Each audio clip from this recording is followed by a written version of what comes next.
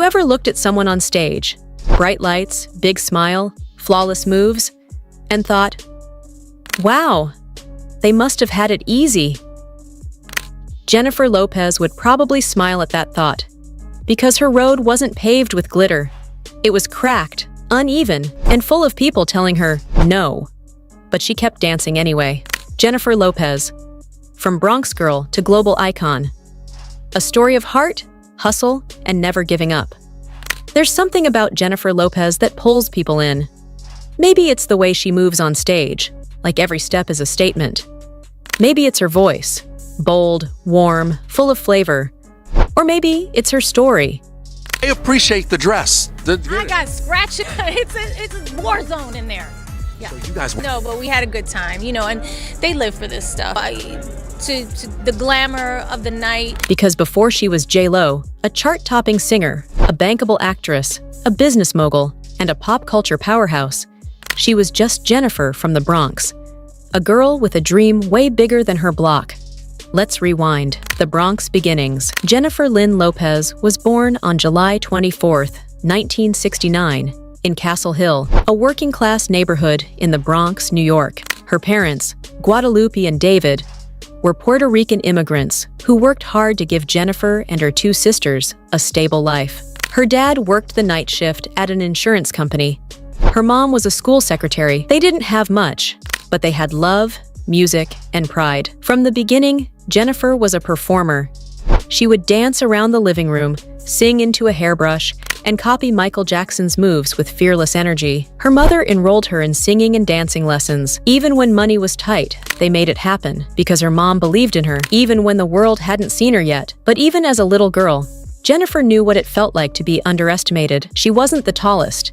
She didn't have connections. She wasn't white, but she had fire. That fire only grew, breaking the mold.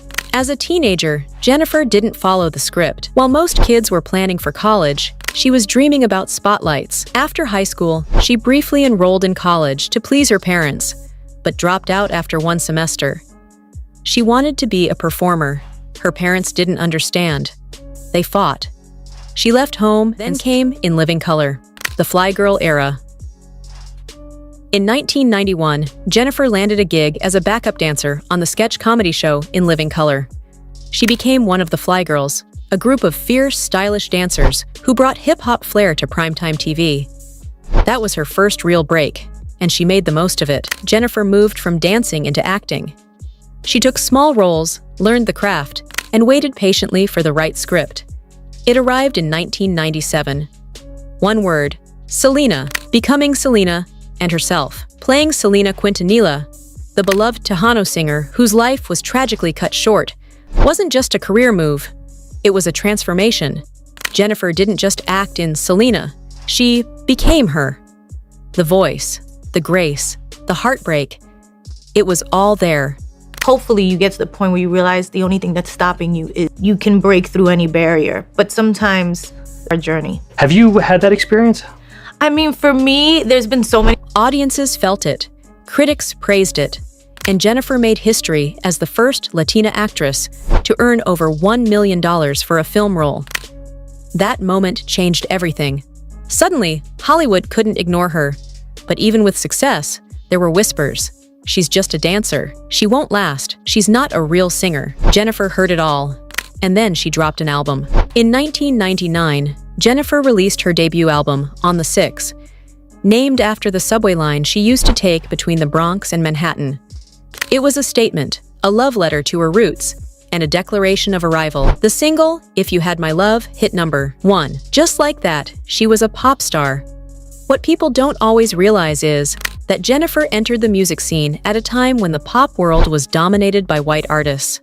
A Latina woman from the Bronx claiming space on the charts, that was groundbreaking, and she did it her way, with bilingual lyrics, Latin rhythms, and a voice that came from the heart, not a vocal coach. Her next album, JLO, debuted at #1, won on the Billboard 200 in 2001. The same week, her movie The Wedding Planner hit #1. Won at the box office. That had never been done before. As a person, and so I'm looking forward to this era of being up all night. Yeah.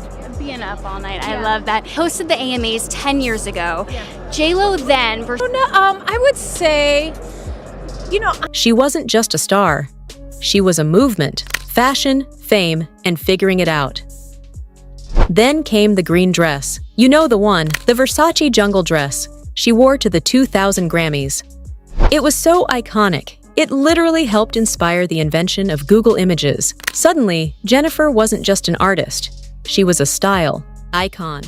But with fame came pressure. Tabloids followed her every move. Relationships were scrutinized. Mistakes were magnified. And people loved to reduce her to just a body, or just a face, or just a scandal. But Jennifer knew who she was. She kept working. She kept creating. And when the music industry changed, she changed too. Failures, comebacks, and the power of resilience. Jennifer's career wasn't always smooth. Not every movie was a hit. Not every album topped the charts. But she never let one failure define her. She evolved. She took risks. She started a clothing line, launched fragrances, became a producer, and even returned to television, judging on American Idol, and reminding people that talent takes hustle. That's what makes Jennifer Lopez special. It's not just that she rises, it's that she keeps rising, no matter how many times the world counts her out. Super Bowl stage and global recognition. In 2020, Jennifer shared the Super Bowl halftime stage with Shakira. Two Latina women commanding the world's biggest stage. It was powerful, it was proud, it was historic. Jennifer used her time to celebrate her culture, shine a light on immigrant children, and show the world that Latina voices belong everywhere. Hustlers and Hollywood respect. Then came Hustlers. In 2019, a gritty, emotional, powerhouse performance that earned Jennifer serious awards buzz. She played Ramona, a former stripper turned con artist, with depth and power. The film wasn't just entertaining. It was a commentary on survival, ambition, and the American dream. Love, growth, and the power of self-belief. Let's talk about love for a second, because Jennifer's personal life has been as public as her music videos. She's been through heartbreaks, breakups, public divorces, and very public rebounds. She's been open about her struggles, about not feeling good enough, about rebuilding her confidence, about being a woman in a world that loves to define you before you define yourself.